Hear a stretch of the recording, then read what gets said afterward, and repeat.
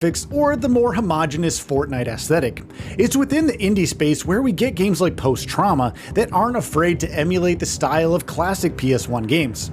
Post Trauma is rather proud of legacy survival horror games like Silent Hill and Resident Evil 1, opting for fixed camera angles and slow-paced methodical gameplay. We'll go inspiration. Most notable among its classical devices is Post Trauma's fixed camera angle. Fixed camera angles. Who doesn't like a good camera angle in their horror game? Post Trauma ditches the modern over-the-shoulder camera featured in titles like Dead Space and the like, of course, for a fixed camera angle that changes for every new room and environment. We've seen cramped inventory management. Another hallmark of classic survival horror games is tight inventory management, which Post Trauma certainly has. In fact, you'll be limited to a scant 5 item slots, not counting the 10 separate slots for key items, in addition to the storage chest. By comparison, Resident Evil 1 had 6 item slots, but unlike RE1, items won't take up more than 1 slot in Post Trauma, but you can still combine items. Limited save system. As expected, you cannot just save the game anywhere at any time. There are dedicated save rooms that you have to rely on to save your file, just like classic survival horror titles. Debut project for Red Soul Games.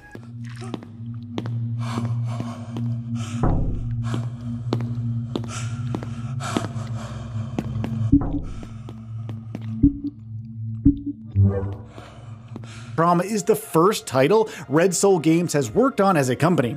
Everything from the clever variety of fixed camera angles to the otherworldly tone and atmosphere seems derived from an industry veteran, but this is their first public game actually.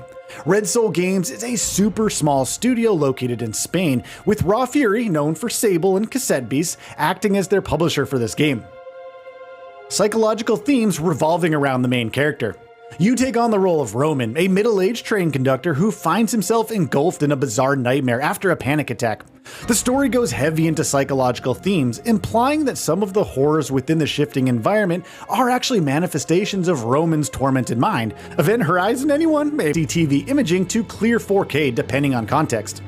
Of course, framing all the distorted locations in Post Trauma are the fixed camera angles, which do vary in style. Some areas brim with clear 4K UE5 detail, while others are overlaid with CCTV compression and resolution, as is the case with the spider mutant enemy encounter. It'll be interesting meant to confound and spook players.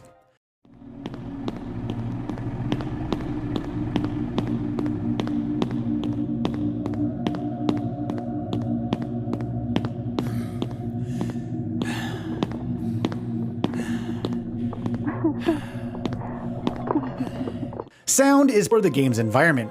Distant echoes of objects dropping or footsteps can be heard as you explore, and there's always some amount of white noise present in the ambient sound.